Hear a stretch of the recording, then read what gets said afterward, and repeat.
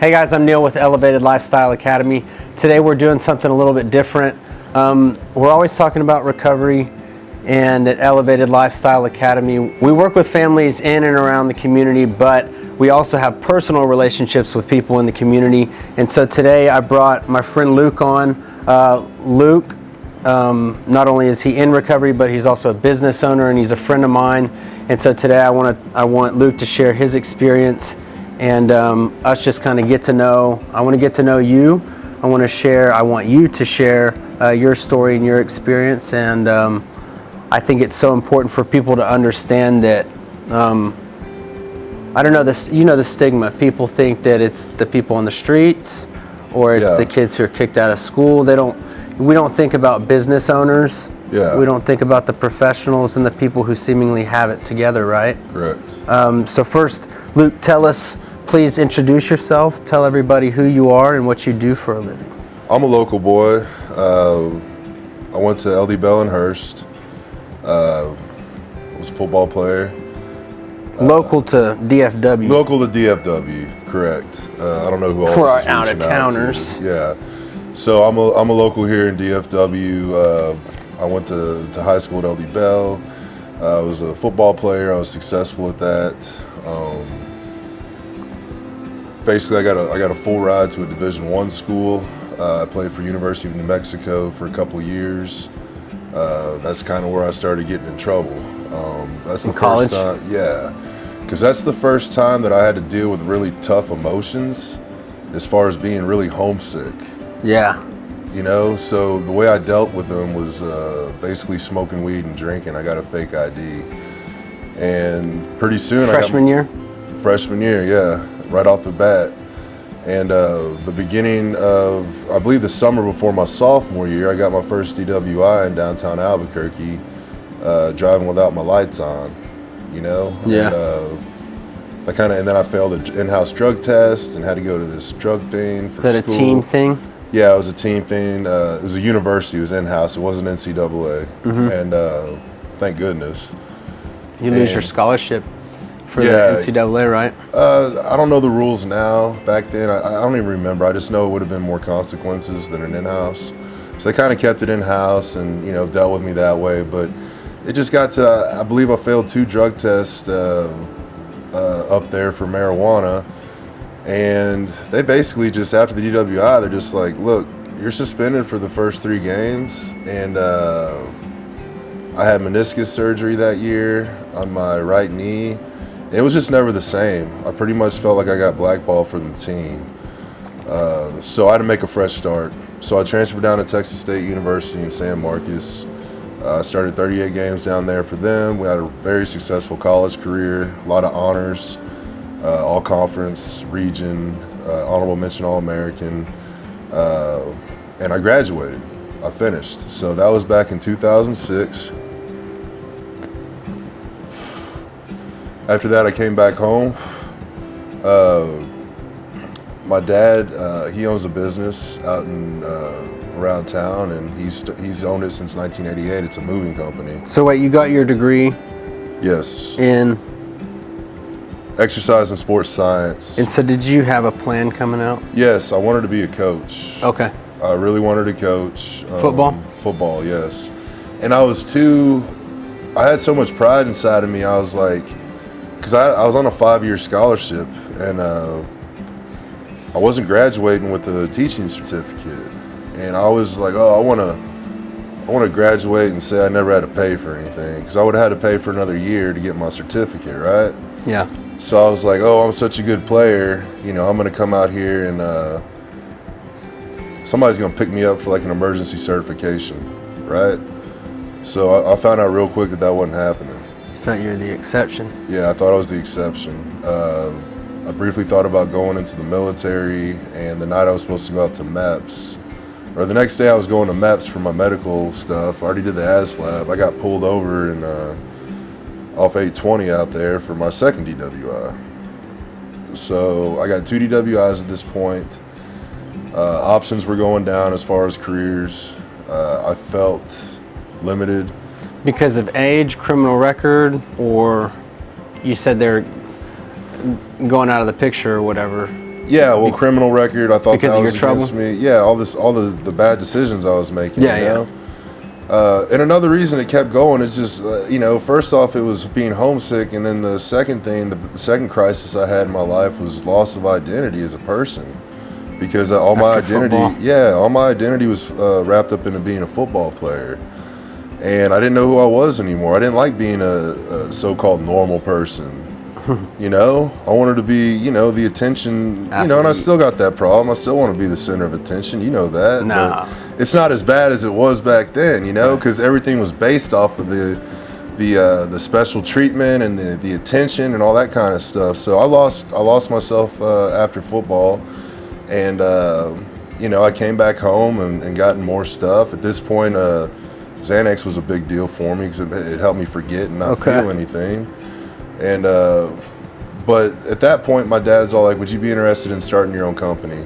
So he at least had the foresight that me and him couldn't work together. All right, so he knew. I guess he saw things in me I didn't see for myself at that time, which a lot of people have. But he helped me start off my company. I graduated 2006 spring, and I was running Luke's Moving in October of 2006. So this October will be 17 years. Congratulations. Man. Yeah, I appreciate it. So how old were you when you started it? 23 years old. It's a big deal. So your dad helps you start your moving business, and how did that go? Did it go well? Yeah, I didn't know what I was getting myself into at 23 years old. I mean, I didn't know what being a business owner was all about. I didn't know anything when I was 23. I didn't know the depth of it. I just thought I was going to get rich or something. And I didn't, you know what I'm saying? Like, I didn't know. Well, you're a business owner now, right? Yeah, I'm a business owner. Now I do what I want. I do what I want. I make my own schedule, but I didn't realize the responsibility and accountability I had for myself, because nobody was telling me what to do anymore. Okay, so I didn't know how to handle that. So. And were you still dealing with legal trouble? Because you said you had 2 DWIs. No, legal troubles was off the table at this point. I sewed everything up. Well, a little after I started that, my company. And but look, here's the deal, man. Is I identified myself as a mover now, not a business owner, but somebody that works in the truck. And I was around a lot of second chance guys that I didn't think very highly of. Okay, because I'm this college football star and all this other stuff, and I'm dealing with these guys that are hooked on drugs, right? Yeah. So that's how I identified myself. So I kept reaching out for the drugs and alcohol. Oh, so you mean like the lifestyle? The lifestyle and just feeling like, how do I go from a college graduate to working on a truck doing manual labor? Okay, I did not identify as a business owner at this point. Yeah. So basically, I drank myself into another DWI whenever I was 27 years old. Throughout that path, I had a couple of domestic issues from using alcohol and drugs. Yeah. And it just wasn't going good. But I remember whenever I got my felony when I was 27, that I felt a little bit of relief, because my mom was always pressuring me to do, get into the education field, and because she knows that's where my heart's at, right? Is helping other people. So I felt the relief, because now that decision's totally off the table. Yeah. Okay, now I can move on with my life. So at 27, I got my 30 DWI, so I realized, hey, you need to quit drinking, all right? Because now I'm on 10 years probation, and I can't get caught with alcohol. So what did I do? I went to a doctor. And I took a little Adderall in college, and I liked it, man. It made me feel really good. And it helped me get stuff done. So I just went out. You want a lighter? Yeah. There's lighters everywhere. So I met up with this doctor, and he gave me a prescription for Adderall. Did you know you were going to get drugs from him? Like, well, did you go in there? I knew if I manipulated. Were you seeking? Or were you trying to get help? I'm just asking curiosity partly. I have a suspicion I know the answer, but there were times Your where suspicion is correct. All right, I was in there to get drugs. There were times where I really asked for help, but I wanted help, but I wanted medicine to help me, right? You wanted chewable help. Yeah, I wanted something to make me feel high when I wanted to feel high, and low when I wanted to feel low. So I got Adderall and I got benzos. Okay. And that was just a whirlwind right there, but at least I was drinking. Everybody in my family was like, oh, look at Luke. making all this progress. He's not drinking anymore. He's really on the right track. But I'm going through my script in a week. You just weren't a fish anymore. Yeah, exactly. So around this time is whenever I met my wife Alyssa in 2012, and I'm still hitting the Adderall. She was a recovered heroin addict. She had a really tragic life, and when I met her, she was just getting over heroin addiction because her brother died whenever he was 18 years old from a motorcycle wreck.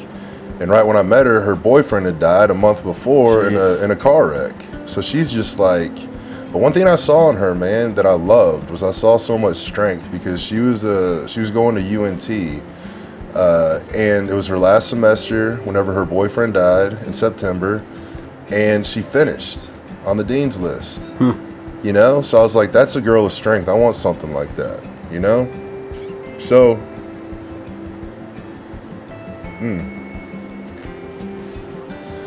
So I pursued Alyssa, and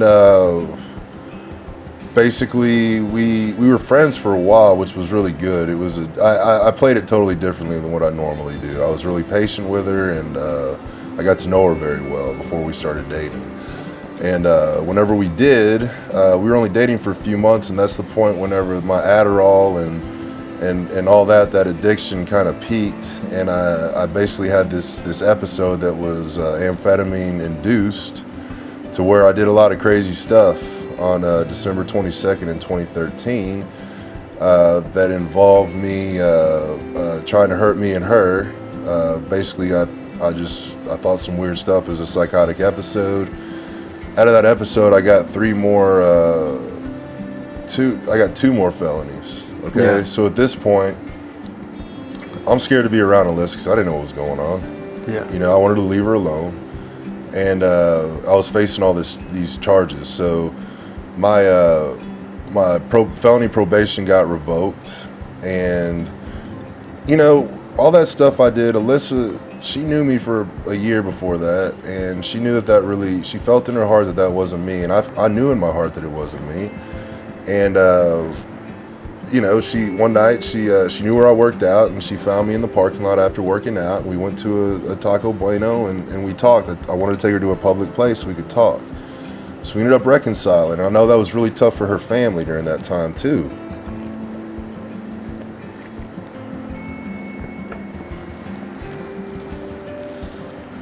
But she stuck it out, man. In 2014, that summer, I went to prison. I got served with a 3-year sentence. And it was going to be a big deal, man, because everything was just crashing down at once. My operations manager that I had for a few years, he's dying from brain cancer. So I brought a new lady in there named Holly, who's been such a saving grace for everything. She's still with me. I love her very much. And she was just starting, though. She knew nothing. And I had a month to train her. Mm-hmm. Okay, so like I talked to my dad. My dad helped me out during that time too. He's like, as long as you come out and you still have it, you'll be fine. Mm-hmm. And when I came out, I still had it. It didn't look very good at all. Yeah. It was a hard battle going up, but I still had it. So it was something. All right. And before I went in, I You mean your business, right? My business, correct. So you went to jail. Yes. Prison. Mm-hmm. And you came home. You still have your business. And me and Alyssa got engaged before I went in. Okay, and so when you come out, where's your drinking and stuff at? Are you staying sober? Yes, I'm still sober from alcohol.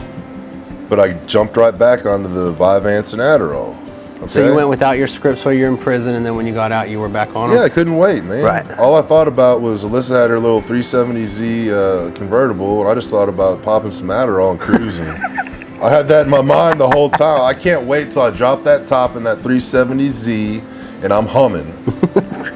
It's gonna be a beautiful day. You know what I'm saying? So Yeah, I still don't know what addiction is at this point though, man. Sure. So me and Alyssa, I got engaged to her before I went in, and June 4th of 2015, I got released from TDC, and on June 4th of 16, we got married. That's a very important date in my life. It was like rebirth almost, second chances, miracles basically on that day on June 4th. So We got married June 4th, 16. Company's doing good again. I'm back in the mix. I'm there to lead it again, and everything's starting to restoration's coming into the picture. And then me and Alyssa, and we went down to Playa in Mexico, and went to an all-inclusive resort, and I didn't drink the whole time, and I was kind of miserable. I felt like I was missing out, right? So we took another trip the next year to Mazatlan, which is on the west coast of Mexico. And I was like, we're in the airport at DFW. I was like, baby,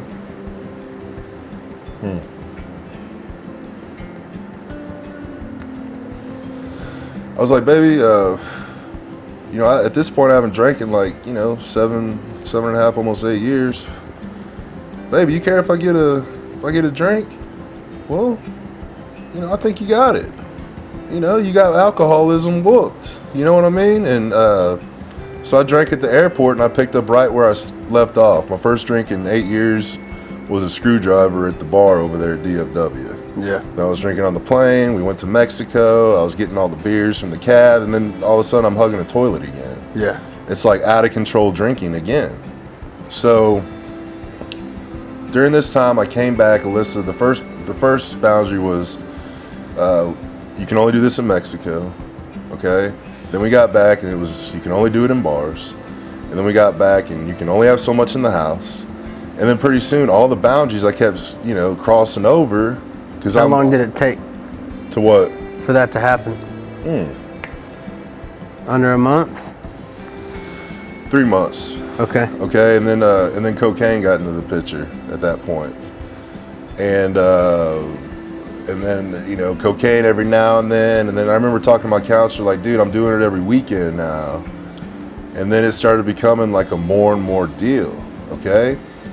And that was the spring and summer of 18. And then I remember, and I don't know what Alyssa's doing. She was real good at hiding her stuff, so she was probably doing stuff too, but I didn't know.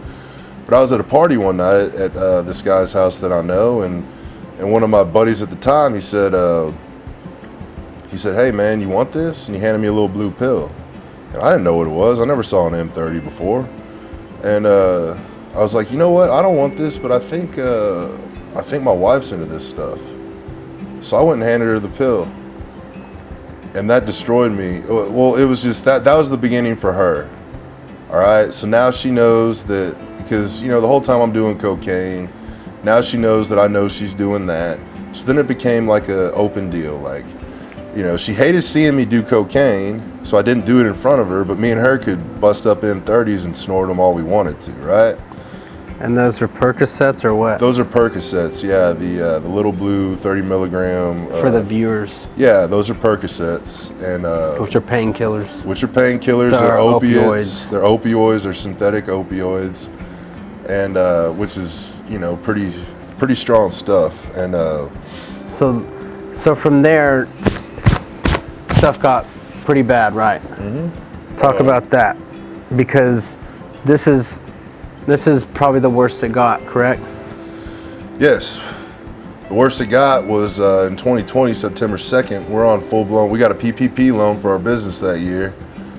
So we're just going and blowing, man. Spending about $7,000-8,000 a month on drugs. And and then it got out of hand, man.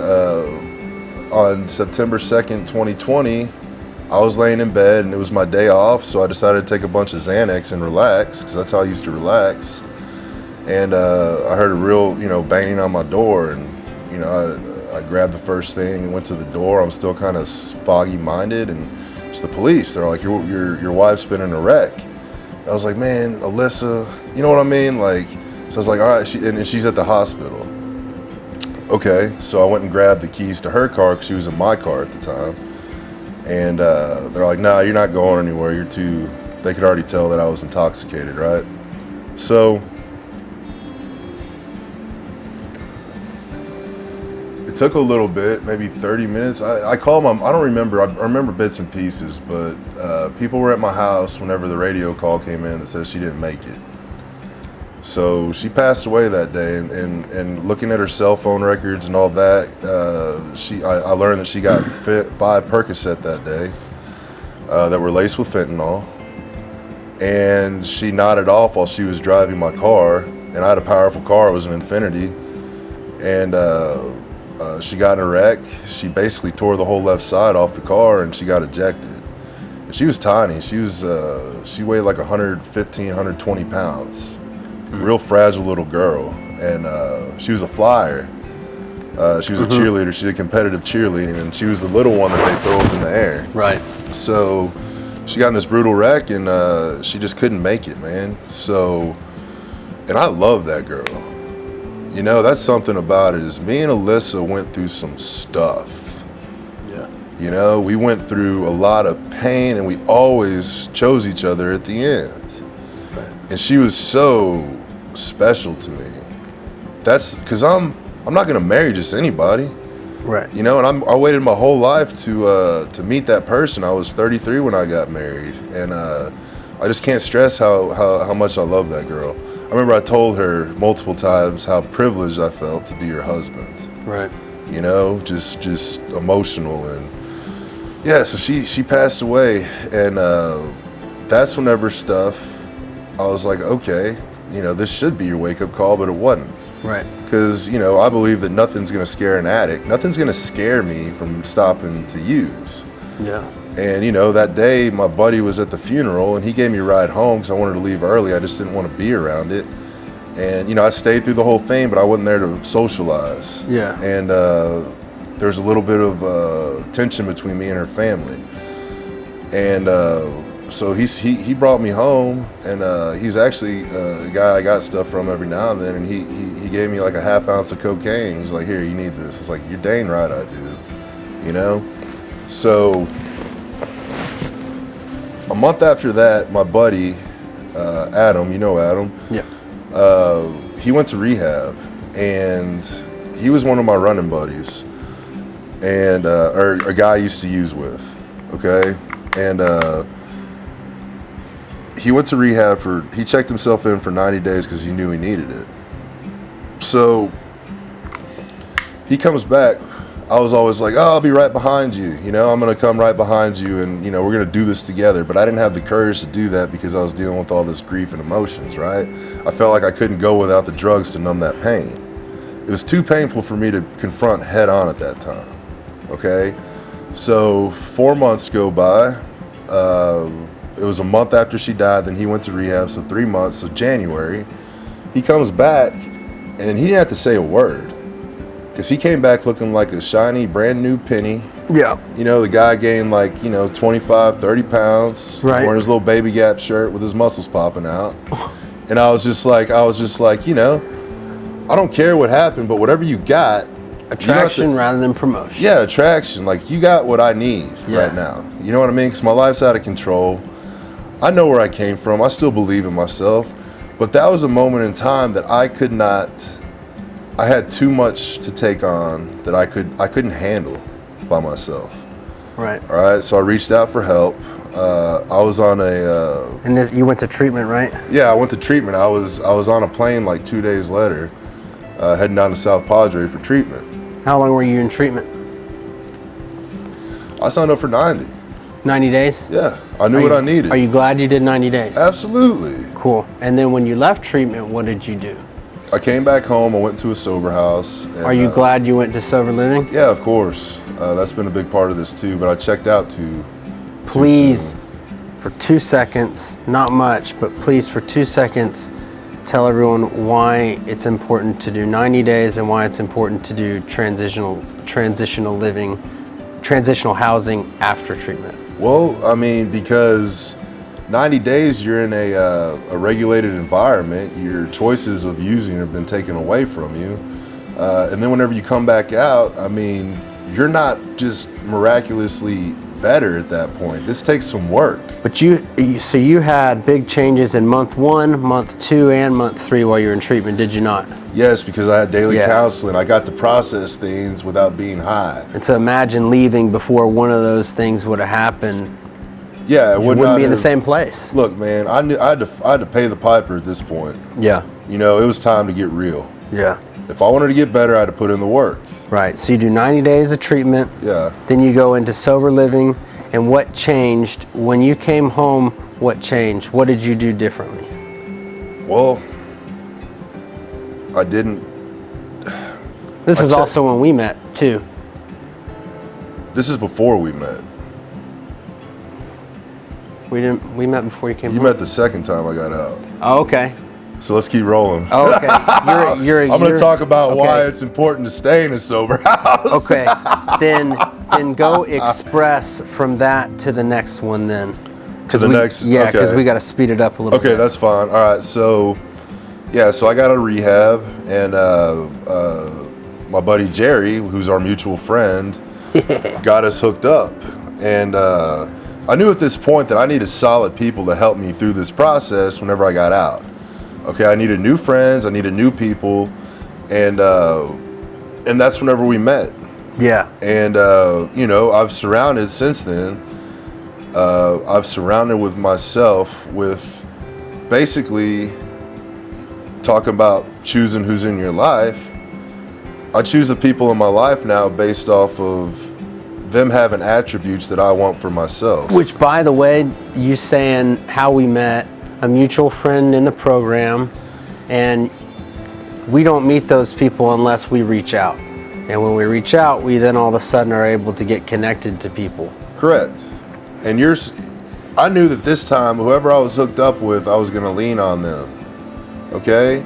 Because my failures in the past was having resources and not using them because I thought I could do it myself. Right. So I came to that moment of surrender when I can't do this alone. Okay, I got it beat out of me for those 4 months after Alyssa died that I couldn't do this by myself. Okay, so yeah, we hooked up, and I think I called you all the time for a while. You know what I mean? I was afraid to make a move without being counseled about it. Right. At this point, because I didn't trust myself.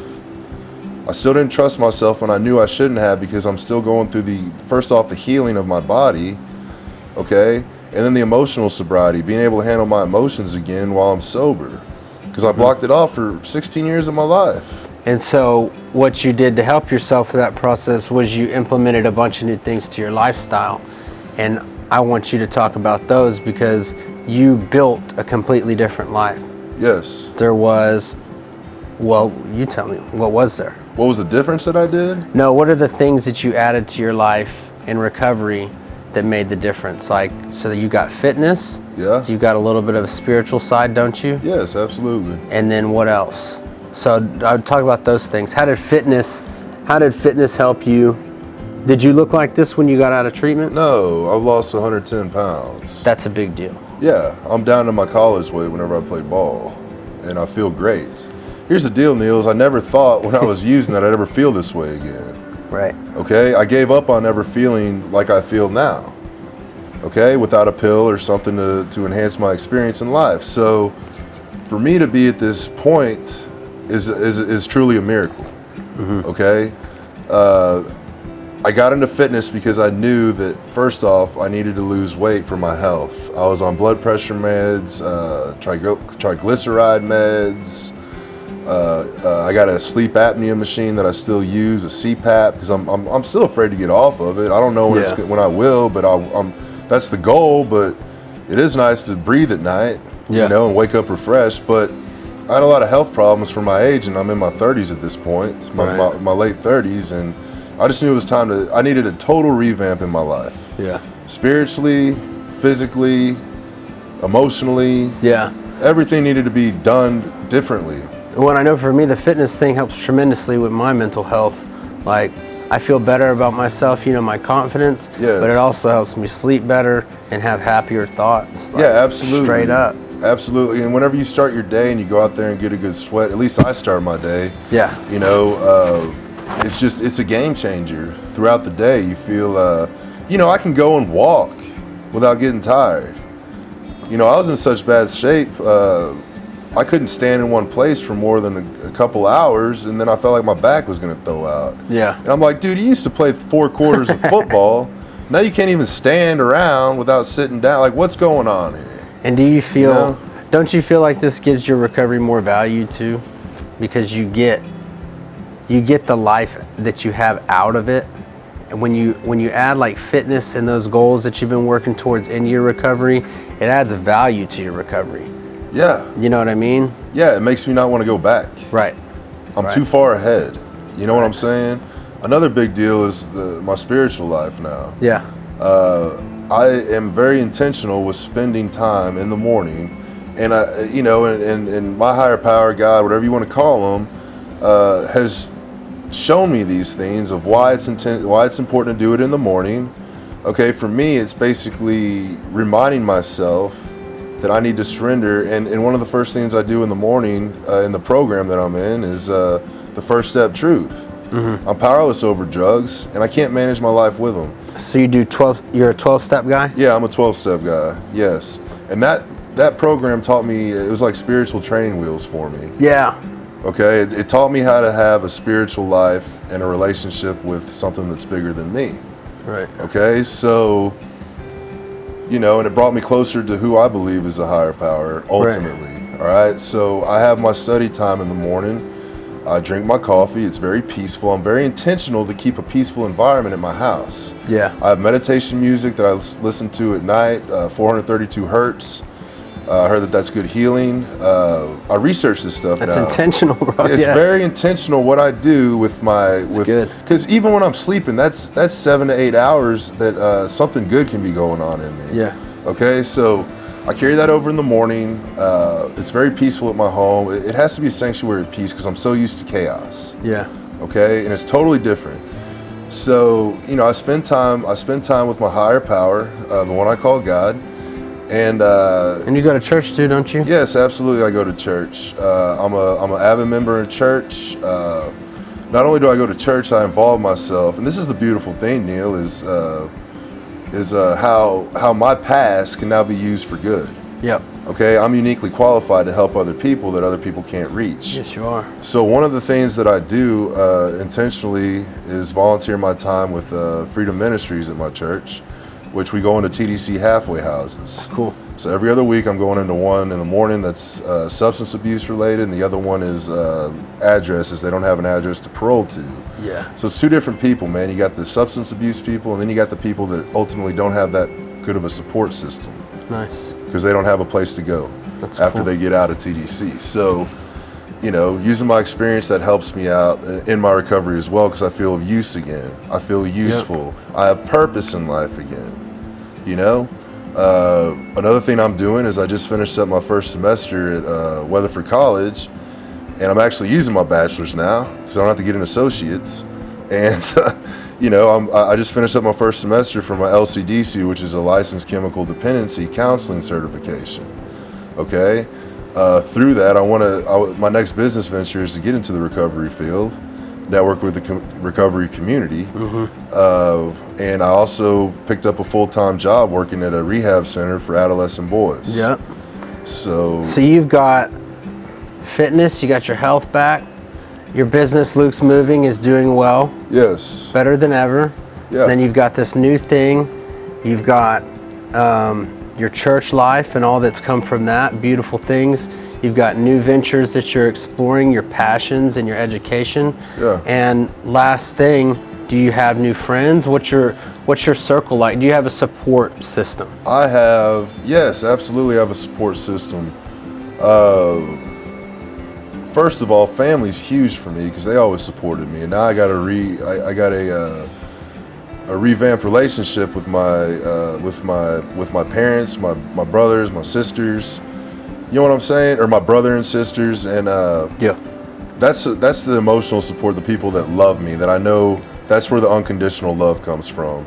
And then when I need somebody with an unbiased opinion, because they're not family to me, I go to people like you, I go to people like Seth, I go to people like JC, and all these people, I call them my royal council, okay, because that's really what it is. Yeah. Okay, it's a very close-knit group. It doesn't have to be a bunch of people. I don't care about quantity, it's all about quality. Right. Okay? And what I said earlier is these people have to have attributes in their lives that I want for myself. Right. Okay? There's a lot of stuff I learned from you that I want. There's a lot of stuff with Seth. And I'm very blessed to have Seth be my trainer. Yeah. Because it's not only a training session for physical fitness, it's a fellowship session. Right. Okay? So we get to we both have the same spiritual beliefs. Relationships in this lifestyle are so much more than friends Look, we had back then.